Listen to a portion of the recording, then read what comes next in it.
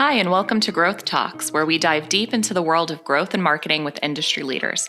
I'm Krystina Rubino, the General Manager of Offline at Right Side Up, and your host. Today, we've put together a special highlight reel of CMO insights from conversations we've had over the past year with marketing leaders who are rethinking what it takes to build brands that people trust and love.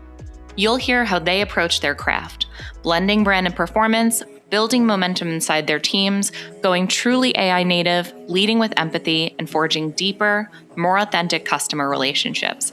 So whether you're a founder, CMO, or marketer looking for new strategies, this episode has something for you. Up first, Tamara Mendelsohn, former CMO of Eventbrite, breaks down the false divide between brand and performance and reminds marketers that growth accelerates when both teams move together. What are some early measurement mistakes you see or have seen made early on that could limit growth later?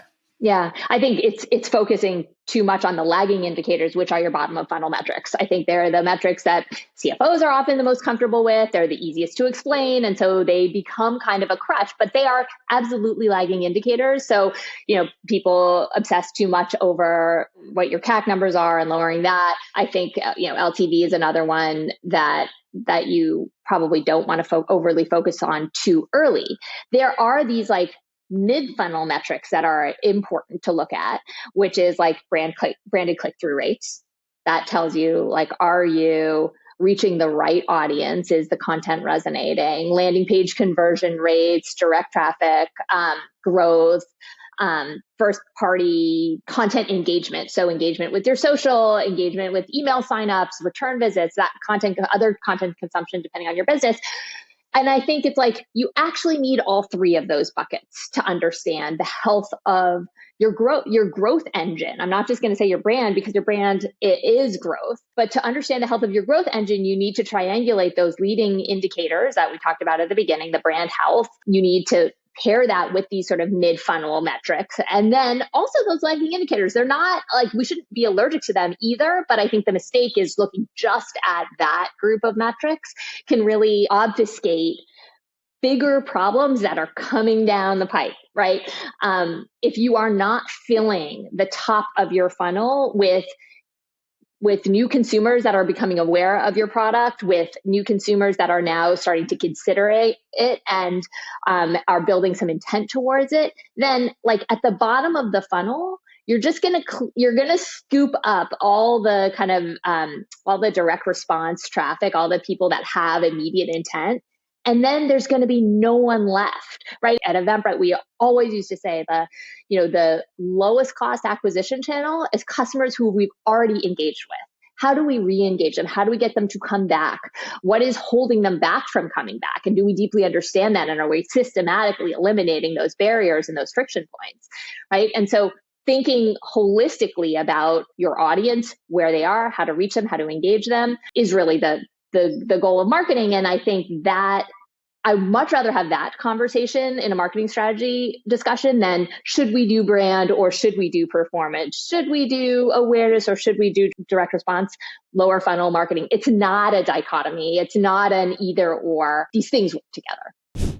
Next, we'll hear from Jaleh Bisharat, fractional CMO for Skillshare, on balancing the day-to-day demands of marketing with the bigger mandate to drive momentum and set the company up for long-term success. When I think about the differences between sort of VPs and CMOs, I think about that ability to zoom out, look strategically at the business, and identify those one or very few levers that can change the enterprise value. Very few people can do that, and directors don't typically do that, VPs sometimes, but the CMO role, I think, is kind of uniquely positioned to do that, a good CMO. That's a really interesting observation. I hadn't quite thought of it that way, but I think you're right. Also, a lesson I learned honestly, quite recently is I used to think of CMO as Chief Marketing Officer. Like, my job is marketing, that open table example notwithstanding.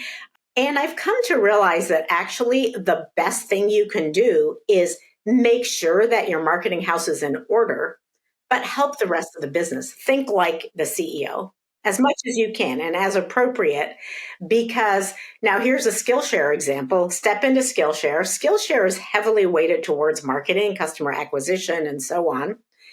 actually realized we might be too weighted towards marketing. It's an odd thing to say, but we actually reallocated some dollars from marketing to product based on the observation and having spoken to customers and the realization that without some product and product design refresh, marketing was not spending money as wisely as we would be if we had investing it in product and product design. Now, Caitlin Watson, the CMO at Talkspace, invites us to move past AI as a feature and step into an AI native mindset, one that reimagines how we create, connect, and scale brands. I would love to talk about AI for a moment. I'm sure we'll come back to it at a few points in this conversation. Just to tee up your thoughts provocatively, can't AI do this? Can't AI, rebrand and play that role? Maybe more practically and realistically, like what is your view on AI more generally, and in application to this particular area? How would you advise companies to use it or not use it? Yeah, it's a good question. I mean, this was even the Talkspace rebrand at this point was really before people were thinking about AI in the way that we do now. And I've been kind of inundated, I have to say, with AI dinners, AI roundtables, AI talks. I could probably go to something almost every day of the week and get together with a group of CMOs who are talking about all things AI.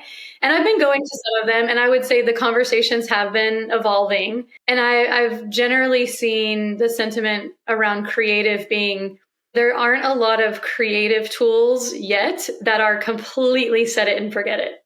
Will they get there?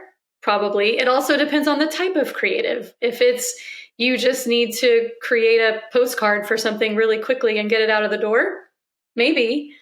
A lot of the success around user-generated content and influencer marketing, which I know we'll probably talk about as well, I think AI is really good for maybe like mashups and creating different iterations, but not necessarily out of the box. So from like a rebrand perspective, prompts developed to put ideas out there. And I think this is where agencies probably are starting to see much better margins, maybe than they used to. It's just the ability to, put all the prompts out there and let everything kind of be creative, but you still need to have that. And we say the same thing, by the way, with AI therapy, because AI therapy is a huge topic right now at Talkspace, that human emotion, EQ, sentiment is still a big part of refining a lot of the output from AI, especially if it's an asset that you're creating that's like there for the long haul, because it has to be evaluated against so many custom variables and how you might use it. But I think it's a great jumping off point. Absolutely. Up next, Aaron Magnus, the CMO at Full Glass Wine Company, explains why modern marketing leadership means knowing the business better than anyone, setting clear expectations, and giving your team room to grow. In terms of leadership, you've led marketing teams across different industries and also different company stages. And as your careers evolved, how have you found that you've adapted your leadership style, and what core principles have remained the foundation of your approach? Yeah, I think, as a leader, you definitely have to flex different muscles than what you're normally used to when you're an individual contributor and coming up and you're trying to be an expert in every little thing. I think, the main thing when you're in a leadership role is, one, attract amazing talent. So what's the way you can do that? But then two, once you have amazing talent, how can you be really clear on what the expectations are? How you can be very transparent around, what you're really looking for and why it's important and why it's important right now. What does success look like and what are the goals that you're expecting? And then outside of that, how do you get out of the way? I think so when you talk about how have you, sort of shifted over the years, I mean, I've been doing this a long time. And I think when you're starting out and really just trying to dig in on every little aspect. And then as you continue on, you realize the importance of understanding the story and the narrative and really adjusting that as opposed to this point for that versus that point. But at the same time, you probably really got to know the business better than anyone else through the entire organization, right? So what's the pulse of the business, the data, all this stuff that really matters to run it? How do you spend more time focusing on that as opposed to, should I be flipping this lever a little bit 10 degrees higher or down? So if that helps, that's sort of how I think about things. More great advice from Kate Lockhead, CMO, who shares how leading with empathy will create more authentic campaigns that will help deepen your connection with customers. Are there any examples that you can think of, like specific campaigns or strategies that ultimately like either unexpectedly outperformed, or maybe ones that you were like, these are gonna crush, and then they fell apart? Yeah. Yes and yes. Let's see. Outperformance, I think, was a campaign that just reinforced my belief that, again, everyone is human and you have to have empathy. And that was a mental health campaign that we did at Jump Cloud. So IT professionals, like finance, like everybody, right? Like they just receive a ton of shit all day long, right? Like people complaining, I can't get in, I can't da da da da. When I was at Jump Cloud, it was during COVID. And, there was this massive nightmare for IT where everybody's like, okay, everybody go work from home. And like all of a sudden you have, your normal problems times every single person's home configuration, right? And people are calling them about like their routers and blah, blah, blah, like everybody's complaining as though it's IT's problem. And so we had Gong, which was amazing, right? Like the more and more you listen to calls and you hear these guys just struggling. And I happen to be a strong believer in meditation and a meditator. And at that time I was probably 4 or 5 years into my journey. And so maybe at like the peak of my best practice, and thinking like, this is what IT guys need. But they really do. Like a lot of IT teams are ex-military. So they have PTSD is rampant in the community. And so anyway, we ran this whole campaign around the importance of mental health. And the broader topic really was around how to manage work and set boundaries. And at the same time, like, how do you become more efficient in your job? You know what I mean? So there was a tie-in to the product further down, but it was, for years after we would get people in who were like, the first time I ever, encountered you guys was through that ebook or through that webinar. I replayed it with the meditation the guy did on the thing. So that was probably the most outperforming. Like we really had built that as a brand campaign exclusively, right? So back to, how did you allocate your budget? I was like, this is brand awareness. This isn't going to generate a lot of pipeline. But in the end, it really did. It influenced a ton of pipeline because it built brand trust. And that's, trumps everything. So that was probably my biggest success. And last but not least, Matt Gehring, fractional CMO, shares how clear data definitions and knowing LTR versus LTV help teams stay aligned, catch real issues, and focus on the metrics that matter. I would love to go on a little bit of a side tangent and just drill in on what you just said. They thought that they were measuring LTV, but they were actually managing it to LTR. Would you expand on that for the audience? Because I think this is a great and major point that a lot of marketers miss. So yeah, okay. So I'll go to two things. First thing for me is like one of the things I do going in when I do that kind of metrics review and everything is just data definitions of like, what does a new customer mean? What does a repeat, like all of these things? What happens if somebody buys twice in the same month? Where does it go? Like, I like to have that because it helps when we're explaining things or we're going like, hey, we know to go solve this issue. It also helps you dig into the actual problem when it happens. So the LTV, LTR thing, lifetime revenue versus lifetime value.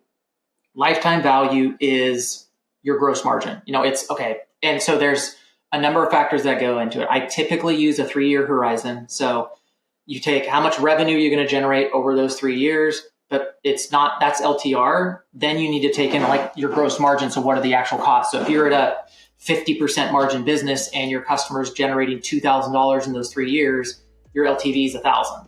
It's not $2,000. So a lot of times brands will get into problems where they think when you get into that like LTV to CAC targets of, typically like a Series B, Series A, Series B, you're trying to get to 3 in the consumer space. If you're measuring revenue, now you're actually at 1.5. So it's one of those things that I feel I've heard less errors in it more recently. Like in the last few years, I feel like enough people have like, I don't know, Googled it or now chat's telling them, this is for Gemini, this is what it means. But thankfully, when I looked at any AI stuff, they haven't given the wrong definition.